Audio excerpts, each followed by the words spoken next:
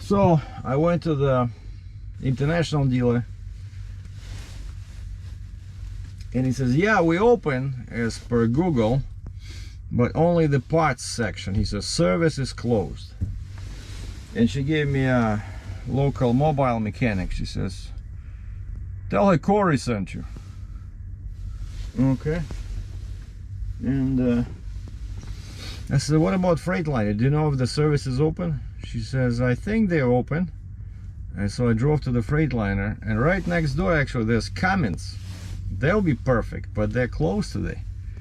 Like normally you don't see too many, you know, Cummins shops, but it's a genuine Cummins shop right across the parking lot over here. And this one is a nice looking huge Freightliner dealer. So I go inside, there's a parts guy sitting there behind the counter, and I said, is your service open? And of course I'm anticipating that no, he'll say no. Why would it be open on Saturday? He says, no, it's open. And I look at the service counter, there's nobody there, so he calls somebody on the speakerphone. Service to the counter, service to the counter. And the guy shows up and he's all in working clothes, like he's a mechanic. So that's not a good sign. So there's no service advisor, it's just this guy. And I said, can you do me a favor? Can you please diagnose a check engine light? And he says, cannot do it today. So he cannot take a computer and hook up to the port for 5.3 seconds and tell me what it is. He says, earliest we can do it Monday. He says, they brought a truck yesterday. I'm the only guy here, and the truck has to be ready tomorrow, so I cannot do anything now. This will be Monday. So you cannot find 10 minutes of your time to hook up a computer to my, like, how many smoking breaks are you gonna take? You know, it's just unbelievable. Anyway, so now we're just calling this guy because she says he has a shop nearby, but the card says mobile mechanic, and of course I don't like dealing with those guys because it's like, man, I cannot read her writing. 6.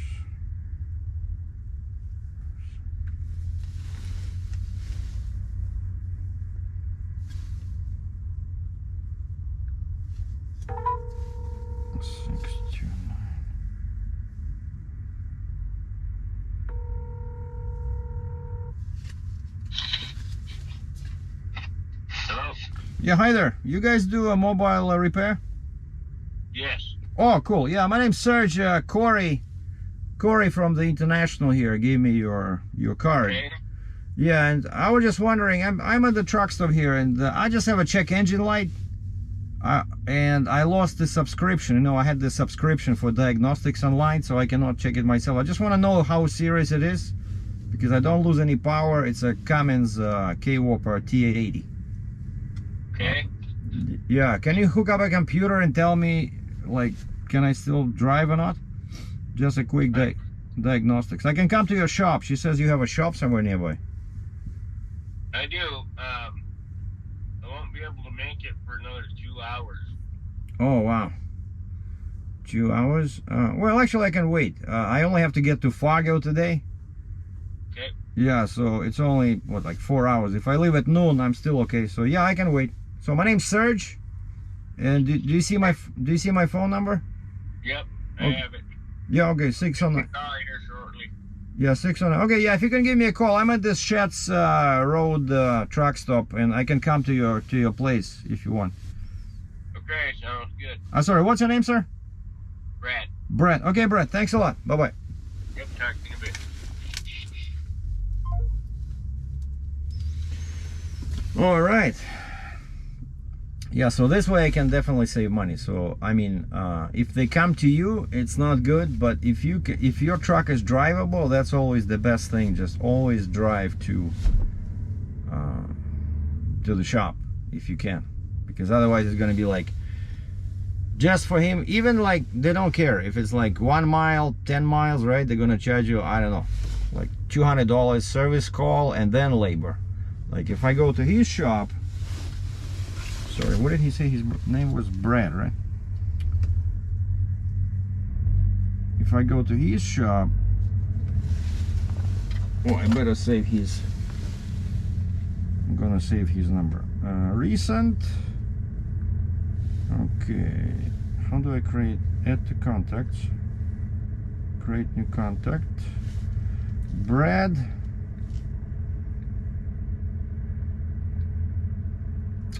Brad, what we call him? I usually use instead of a last name, I put in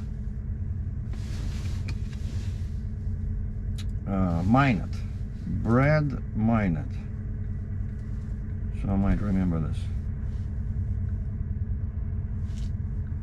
So yeah, when he calls me, it'll say, "You're getting a call from Brad Minot." Anyway, also I checked, I'm out of oil. And this time they gave me, I'm still not sure how this is gonna work. I never used this oil before. Maybe on my Mac for a year. 10W30. That's what I got in Alberta, right? But they're telling me that that's what they put in brand new trucks, even for Alberta. I said, are you guys nuts? How we drive here when it's like -20, -30, -40 Celsius with 10W30? But he says, well, 10W30, and that makes sense. He says 10W30 is still better than the old one, 15W40, right? Because 10, low number, means it's better for cold. But for winter, I always use 5W40, which I think is much better. But these guys had it, but it would I didn't do it because I was already getting the annual inspection done, where they charged me like $700 Canadian to do for this stupid sticker, and I got sucked into doing that. Like, never again.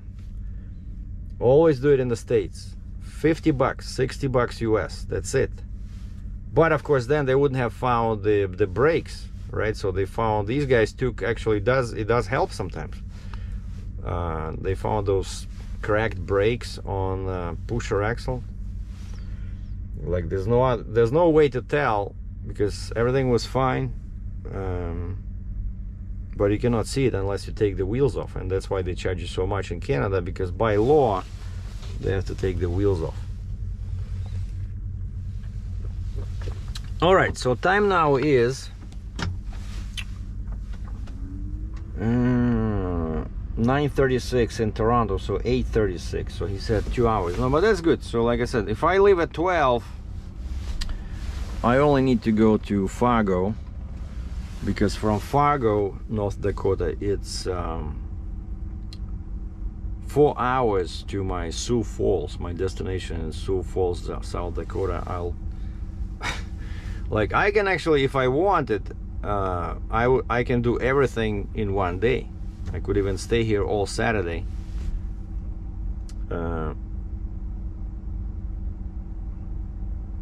But I don't want to do that, you know. Like I'm telling you, yesterday, man, I was like half an hour short of running out of hours, because I forgot that, you know, in Canada, yeah, you can drive 13 hours. Your on-duty shift is much longer, is what, 2 hours longer than in the States. But then when I stopped, and when I discovered this check engine light, right, when I stopped to print, and I remember, wait a second, I'm about to enter US, I better switch my e-log to US rules, because that's what you do, right, at the border. If you don't do it, 5 times out of 10 it'll switch automatically, because it can see your location. But a couple of times, you know, like I'm in Canada, just crossed from US, and I checked my e-log and it says US rules. So you don't want to have US rules in Canada, because they're much more restrictive. And so I always do it manually switch. And so now at the borders, okay, give me US rules, and right away you see like your driving time shrinks by 2 hours, and your on-duty time shrinks by 2 hours. And in the States you have to take the break, which I don't have to since I have an oversized load. But if you don't take that break, the 30 minutes, it'll start giving you, you know, red flags on the screen, which I don't like. So I try to take those breaks anyway, because I just don't like all this warning situation, you know. Is that my next truck, guys? W9. No, probably not, because that guy has, look at that lift axle. That's just a funny looking lift axle. And this guy has no signs on doors. Check this out. So I'm guessing he just bought this truck. But his lift axle is like 12,000 pound lift axle. Oh, and the mud flaps say the name of this place, which is Willy Wally something truck center. So I'm guessing he just bought this truck and he was doing annual inspection or something. But yeah, there's something about these W9s, you know. But I honestly, like, look at this. You see my hood? If this was a W9, the hood will be here, you know. That's why you see all guys that drive those big classic trucks, you know, they usually sit like this. Hold on, let me show you. They sit like this, and it's kind of like what you experience when a granny drives a car. You cannot see the head because she's like, because you know, they don't want to see the hood, right? That's the truth. Like I don't like it. I drove it recently, right? When I was at Cummins, I did when I was testing the transmission over there. One of the trucks was this Peterbilt 567, which I liked because it was pretty much like my Kenworth. The visibility was excellent, and actually that truck was pretty nimble. I liked it. Inside it was a bit more narrow. I think the cab was a bit more narrow, but the sleeper was smaller, but it felt like a super cozy truck. I like that Pete, you know, the modern style setback axle. I think it had setback axle. I don't remember. Maybe it had set forward axle, because that truck you can buy either set forward or set back. I prefer setback because it's easier, it makes you a tighter turning radius. But these classic trucks, of course, they have set forward axle, so much longer turning radius. Yeah, like this guy. So it's set forward axle, so a long wheelbase. Of course, it means it's comfortable. So a longer wheelbase gives you a more comfortable ride, and might be better for super heavy loads, you know, because your front axle is 2 miles away. But the hood, you know, I don't like the hood, honestly. Like I'm so used to, like, why stare at that hood, you know, if you don't have to, right?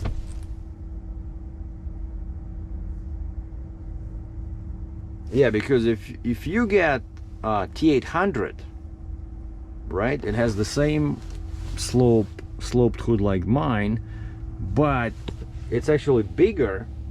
It gives you a huge cooling power. You know, like for me, if I was buying another truck, it would make sense to buy T800 with a Y after the make. So T800W, wide hood. So that still gives you a tight radius because it's setback axle. It still gives you good visibility because it's a sloped hood.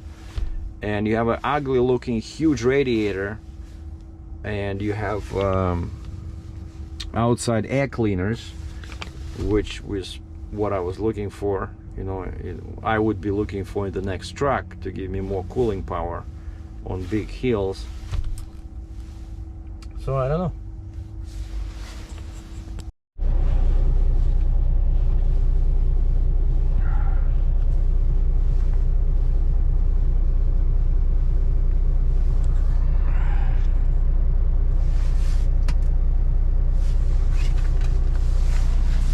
All right, I switch the camera position to my head. You know, my head makes because I'm not a very smart guy, so I like using my head instead of a tripod, because you want to get some use out of your body.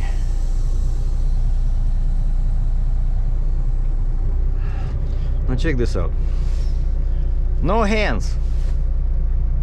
Unbelievable. Hello, Tesla.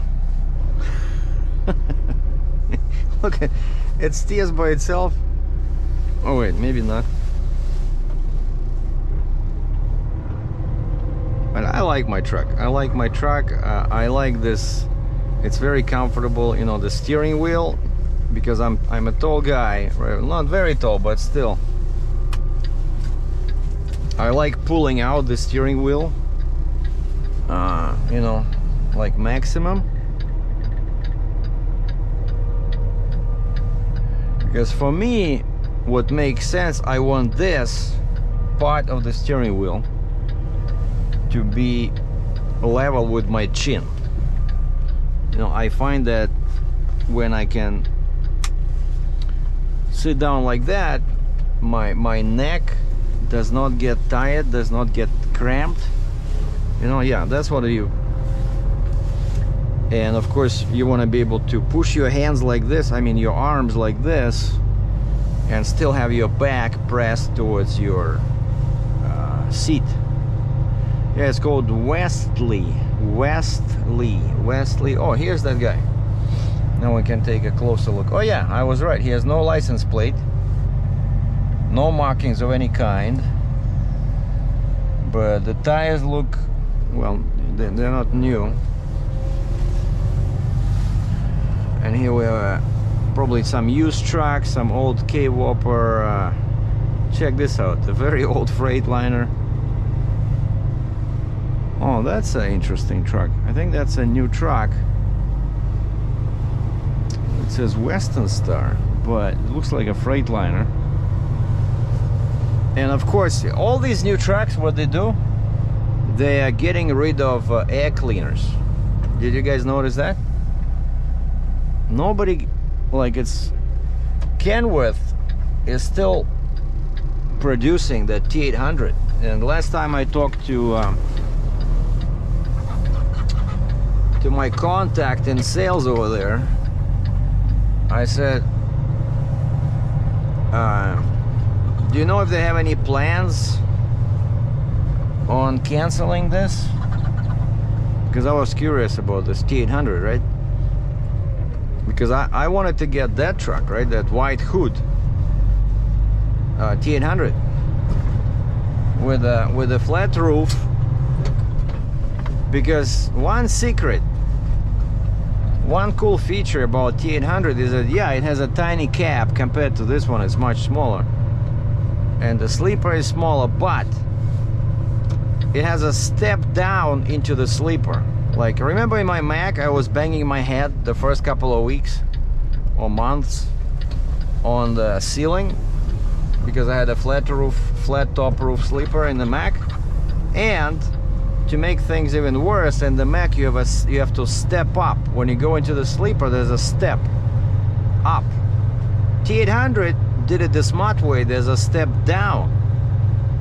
And so I remember the sales guy was telling me, he says, if you're about like 6 feet tall, he says, you'll be able to stand in the sleeper even with a flat roof. And of course, that's pretty cool. I like the look of the trucks with lower roof. They look better, but they're not very comfortable. And so Kenworth T800 found a way to, you know, to make the flat roof work.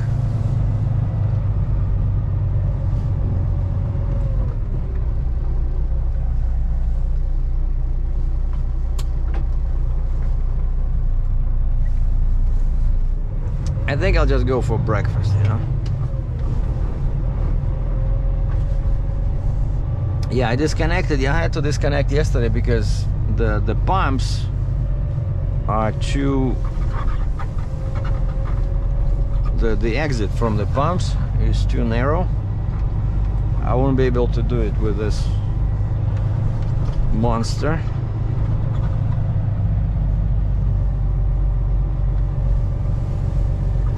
And there's a cool looking oil truck or fuel truck over there, like former military truck.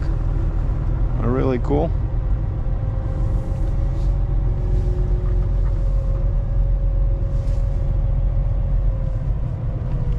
Yeah, I'm just gonna park here for now.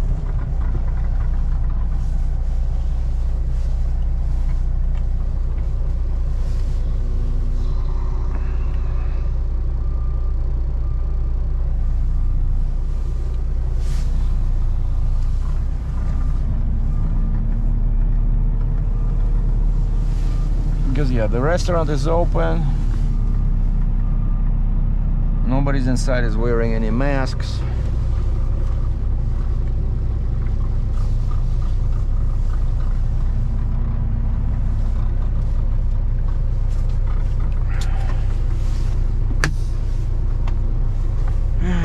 Yeah, see, it's still there. Son of a gun.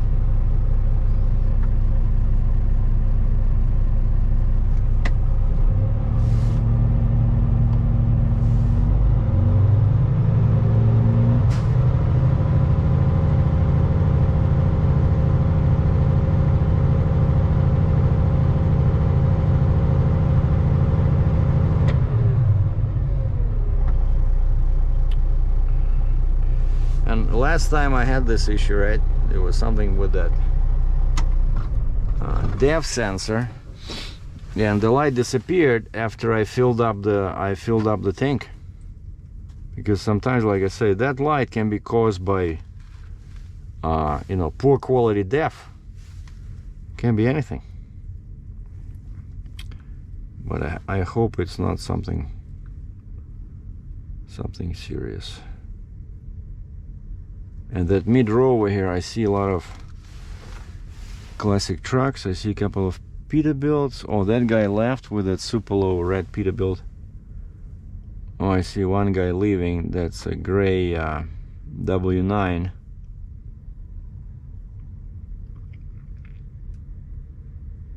Just a regular 3-axle truck. And here's a tanker. Houseman Motorsports. What? The name on the tanker says Houseman Motorsports. Alright, let's see which way he goes. Maybe if he goes this way, I could see him better. No. He's turning away from me because, of course, you can exit that way.